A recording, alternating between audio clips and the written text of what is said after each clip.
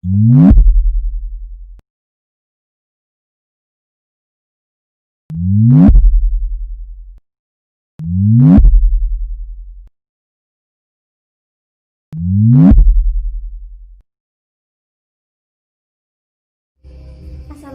warahmatullahi wabarakatuh.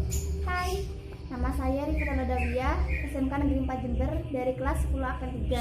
Di sini saya akan mempresentasikan jabatan-jabatan administrasi dan macam-macamnya. Di sini saya juga tidak sendiri, saya ditemani dengan teman saya yang bernama Nimas Dewi Anja Safira. Dia akan menjelaskan macam-macamnya. Yuk kita mulai. Tingkatan jabatan pada kegiatan administrasi.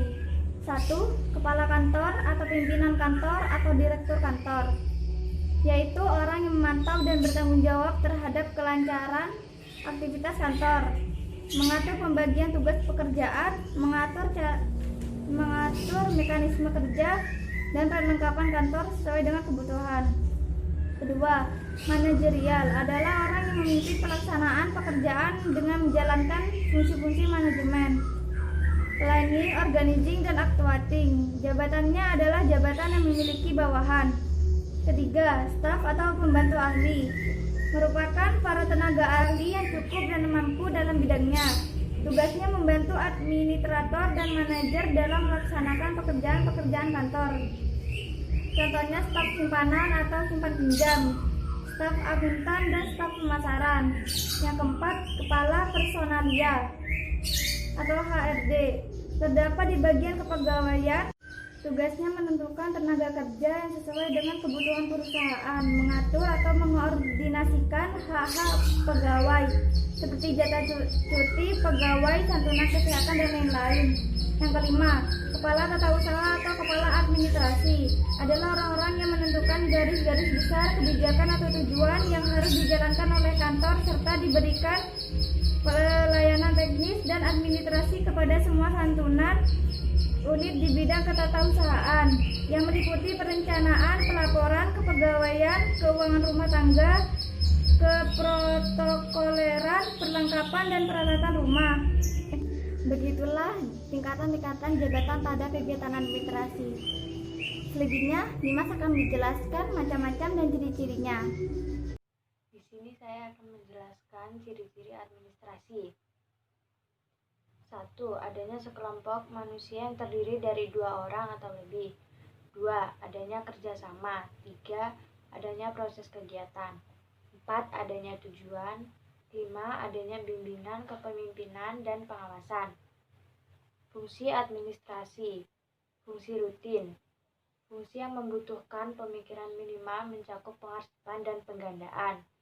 2. Fungsi teknis. Fungsi yang membutuhkan pendapat, keputusan, dan keterampilan perkantoran yang memadai. 3. Fungsi analisis. Fungsi yang membutuhkan pemikiran yang kritis dan kreatif disertai kemampuan mengambil keputusan. 4. Fungsi interpersonal. Fungsi yang membutuhkan penilaian dan analisis sebagai dasar pengambilan keputusan serta keterampilan yang berhubungan dengan orang lain. 5. Fungsi manajerial. Fungsi yang membutuhkan perencanaan, pengorganisasian, pengukuran, dan pemotivasian. Jenis-jenis administrasi. 1. Administrasi publik adalah suatu bahasan ilmu sosial yang mempelajari 3 elemen penting kehidupan bernegara yang meliputi lembaga legislatif, yudikatif, dan eksekutif. 2. Administrasi lingkungan hidup, yaitu proses kegiatan yang dilakukan pemerintah dan masyarakat dengan tujuan berwawasan lingkungan dan tidak mengesampingkan kualitas manusia serta kualitas lingkungan. 3. Administrasi niaga, yaitu administrasi yang mengejar tercapainya tujuan-tujuan yang bersifat keniagaan. 4. Administrasi pembangunan, yaitu proses pengendalian usaha oleh negara atau pemerintah untuk merealisasikan pertumbuhan. 5. Administrasi kependudukan, yaitu rangkaian kegiatan penataan dan penertiban dalam penertiban dokumen dan data kependudukan melalui pendaftaran penduduk, pencatatan sipil, dan pengelolaan informasi serta pendayagunaan hasilnya untuk melayani publik dan pembangunan. 6. Administrasi keuangan, yaitu pengelolaan yang meliputi segala aktivitas yang berkaitan dengan keuangan dan pencapaian tujuan sebuah organisasi perusahaan. 7. Administrasi pendidikan, yaitu sebuah proses kerja sama untuk mencapai tujuan pendidikan dengan melihat hubungan antar komponen pendidikan. Kegiatan administrasi pada umumnya dilakukan di kantor, sehingga ada istilah administrasi perkantoran.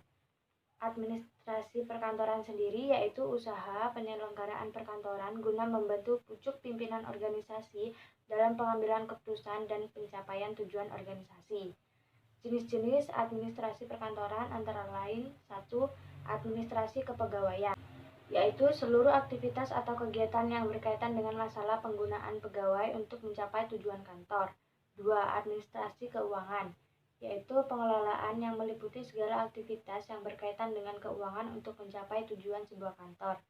3. Administrasi sarana prasarana. Sarana adalah segala sesuatu yang dapat dipakai sebagai alat untuk mencapai tujuan, sedangkan prasarana adalah penunjang utama terselenggaranya suatu proses. 4. Administrasi hubungan masyarakat, yaitu seluruh aktivitas atau kegiatan yang berkaitan dengan teknik komunikasi dan metode komunikasi dalam menjalin hubungan dengan masyarakat untuk mencapai tujuan kantor. Terima kasih, hanya itu yang dapat saya dan teman saya sampaikan. Bila ada salah kata, saya mohon maaf. Wassalamualaikum warahmatullahi wabarakatuh.